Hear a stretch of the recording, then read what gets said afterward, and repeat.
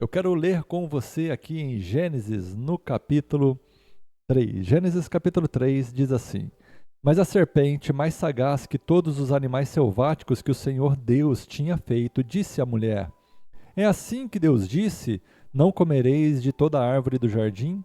Respondeu-lhe a mulher: Do fruto das árvores do jardim podemos comer. Mas do fruto da árvore que está no meio do jardim, disse Deus: Dele não comereis, nem tocareis nele, para que não morrais.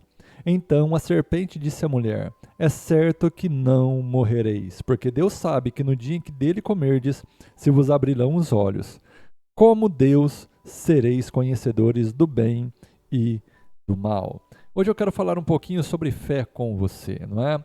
Esse texto aqui, ele é o princípio, né?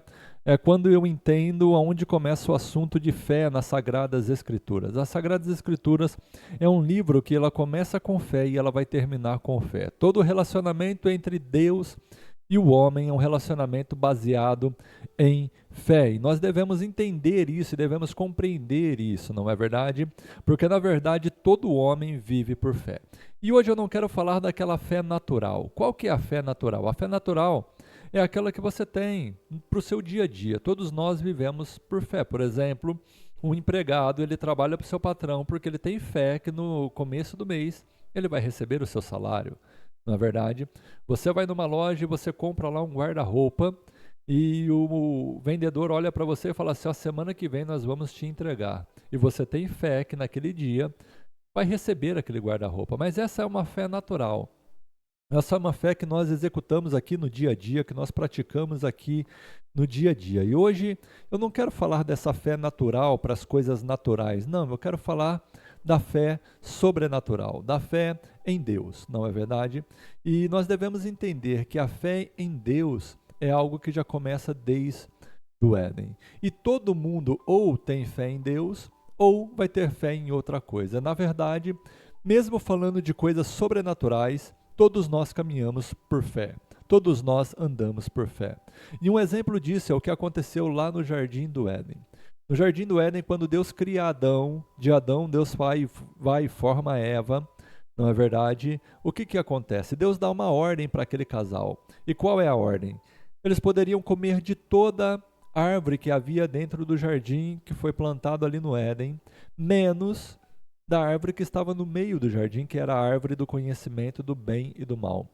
E Deus havia dito para o homem, Deus havia dito para a mulher, que no dia que eles comessem daquela árvore, certamente eles morreriam, não é? Essa era a palavra de Deus. E uma coisa que sempre que eu falo sobre isso eu pergunto: eles tinham alguma comprovação daquilo que Deus estava falando? Deus estava dando alguma experiência daquilo que ele estava falando? Tinha alguma prova daquilo que Deus estava comunicando a eles? Não. Aquilo que Deus estava falando para eles era para que Adão e Eva crescem nas palavras de Deus. Era para que eles acreditassem nas palavras de Deus, confiassem na palavra de Deus. Em outras palavras, eles tinham que ter fé em Deus, porque a fé, ela é relativa com a pessoa. Por exemplo, por que eles deveriam ter fé em Deus? Porque Deus é digno da nossa fé. Deus é digno da nossa confiança. E passou o tempo. Passou o tempo depois da ordem de Deus. Um dia chegou a serpente, e lá no livro de Apocalipse vai nos falar quem é a serpente. A serpente é o diabo. O diabo chega lá no jardim do Éden e vai conversar com a mulher. E o diabo chega e ele fala para a mulher assim: olha, é verdade que vocês não podem comer de nada aqui do jardim? E a mulher fala: não, nós podemos comer, só não podemos comer da árvore que está no meio do jardim, a árvore do conhecimento do bem e do mal. Porque Deus falou que no dia que a gente comer dessa árvore, certamente nós morreremos. É interessante que agora o diabo vai falar outra palavra. A serpente vai dizer uma palavra para Eva. A serpente vai dizer assim, ó: é certo que não morrereis, mas no dia que vocês comerem, vocês serão como Deus. Deixa eu perguntar outra coisa para você. A serpente deu alguma prova para Eva? A serpente comprovou tudo aquilo que ele estava falando? Eva tinha alguma experiência, tinha alguma certeza física, alguma coisa que comprovava aquilo que a serpente estava falando? Não. Também era uma questão de fé. E agora Eva tinha a palavra de Deus e tinha a palavra da serpente. Ou ela depositava a fé dela na palavra de Deus, ou ela depositava a fé dela na palavra da serpente.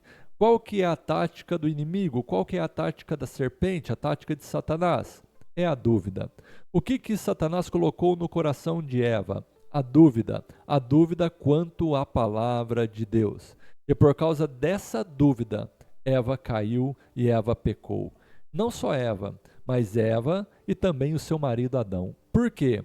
Porque eles acreditaram, porque Eva acreditou, ela teve fé na palavra do diabo e ela duvidou da palavra de Deus. Você entende que tudo é uma questão de fé?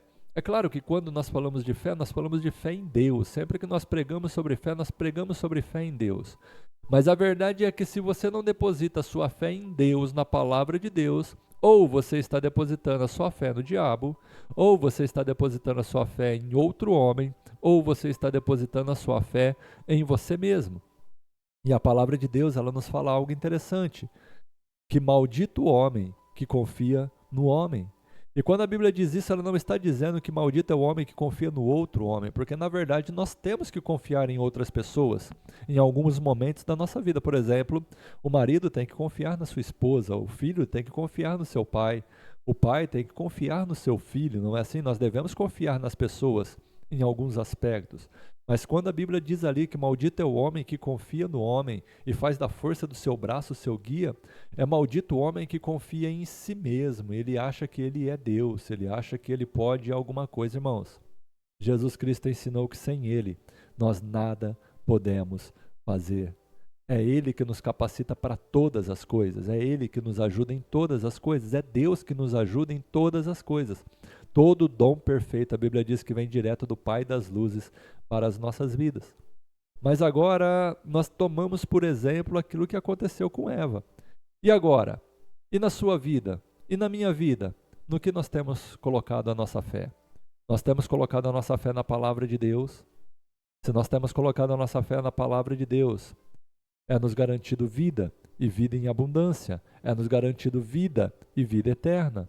Mas se nós não confiarmos na palavra de Deus, o mesmo destino que teve Adão e Eva é o mesmo destino do homem, não é? Que não confia na palavra de Deus, que não tem fé na palavra de Deus, que é a morte. E quando nós falamos de morte, nós estamos falando de separação.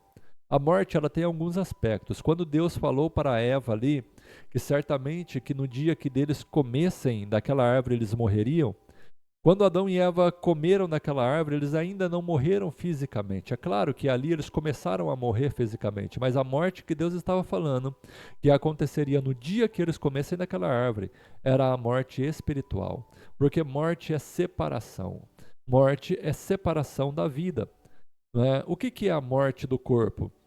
A morte do corpo é quando o espírito que dá vida ao corpo, ele se separa do corpo, então esse corpo ele fica sem vida, não é? E ele morre, e ele padece, e ele vai ele vai voltar à terra. O que é a morte espiritual? É quando o seu espírito também se separa da vida. E quem é a vida? A vida, meu irmão, é uma pessoa. A vida é o próprio Deus. Jesus é vida. Jesus declara: eu sou o caminho, a verdade e a vida. Então a morte é a separação de Deus. Quando Adão e Eva pecou, houve ali uma separação espiritual entre o homem e Deus. O homem que se relacionava no jardim com Deus, o homem que tinha intimidade com Deus, agora ele é colocado para fora do jardim. Ele está do lado de fora do jardim.